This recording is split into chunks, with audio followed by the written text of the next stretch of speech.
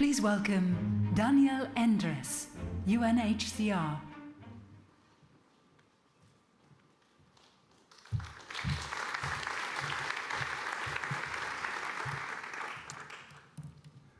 Excellencies, ladies and gentlemen, the increasing number of new conflicts and the absence of successful resolution of old conflicts has led to an unprecedented level of forced displacement today, among them 22 million refugees. More than 86% of these refugees live in low and middle income countries and place an additional burden on already very stretched host communities.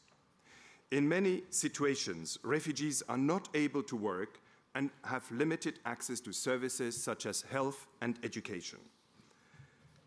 Often, refugees are confined to camps where they stay for generations and live in dependency of limited aid.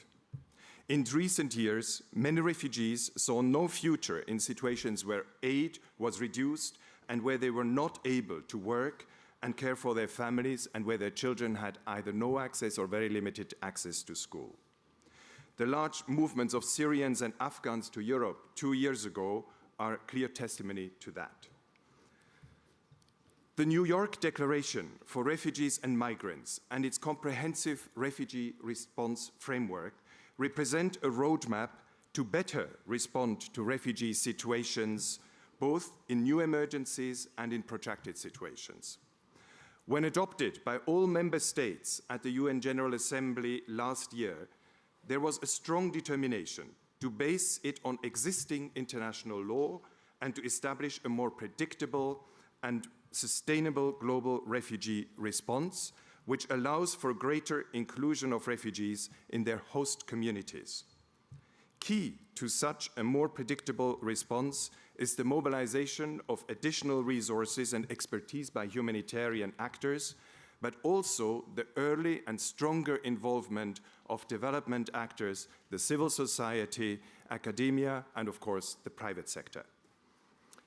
The regional refugee response and resilience plan for Syrian refugees, which has been in effect already for about 4 years, and which is led by UNDP and UNHCR, presents a good initial model where humanitarian and development actors address the world's largest refugee crisis together with the host governments. The New York Declaration tasks UNHCR to develop and initiate a comprehensive response together with member states and key stakeholders, such as the development actors, the private sector, civil society, academia, and the refugees themselves. Following consultations with 7 member states, we have agreed to the following countries that are rolling out the comprehensive refugee response plan. We call them pilot countries, and these are Uganda, Ethiopia, Djibouti, Tanzania, Somalia, Honduras, and as of yesterday, Mexico. The example of Ethiopia showcases how important policy commitments and changes by governments can be supported by development actors and by the private sector, as well as civil society. Ethiopia identified 9 areas of policy change towards greater inclusion of refugees in the host communities, including an out-of-camp policy, work permits, access to education and health and other services.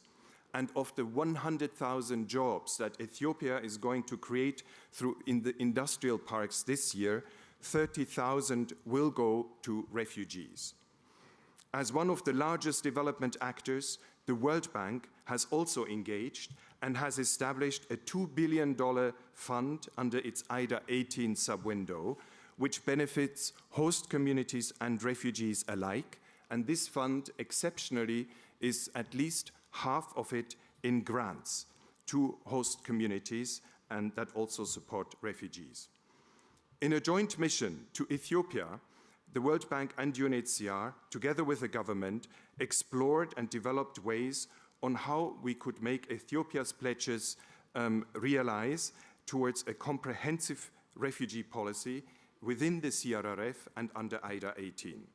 At the same time, the IKEA Foundation invested more than $100 million in the Doloado camps to enhance livelihood for Somali refugees. This concrete collaboration of Ethiopian government, UNHCR, World Bank, and the IKEA Foundation is one good example of a new multi-partner approach within the comprehensive refugee response framework. Important policy changes and greater engagement by new actors are also taking place in the present rollout countries and are planned for the future ones.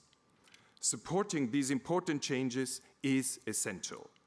We will be able to demonstrate that robust, predictable humanitarian interventions and the early engagement of development actors, the government line ministries, and the private sector, as well as the civil society, will enable host governments to have a more inclusive policy towards refugees and, in the long term, benefit economically, socially, but also in terms of security. Allow me to conclude with some of the key recommendations that we make to the G20 policymakers. In line with the comprehensive approach of the New York Declaration, we also ask all governments to have a whole-of-government approach. That means that refugee issues are not tackled in isolation by the Ministries of Foreign Affairs or Ministries of Justice and Home Affairs, but that the government as a whole includes all key actors, including the Ministries of Trade and Economic Development and the Ministries of Development. We also have to review the bilateral assistance, which represent the largest part of aid, to consider greater allocations towards refugee hosting states and communities. And we have to advocate for the inclusion of refugees in the national development plans to support these countries in line with a comprehensive refugee response. With the above, all member states, and in particular the G20 states, can make a concrete contribution towards the development of a global refugee compact, which is to be adopted in 2018, and demonstrate true global responsibility sharing and global solidarity. Thank you.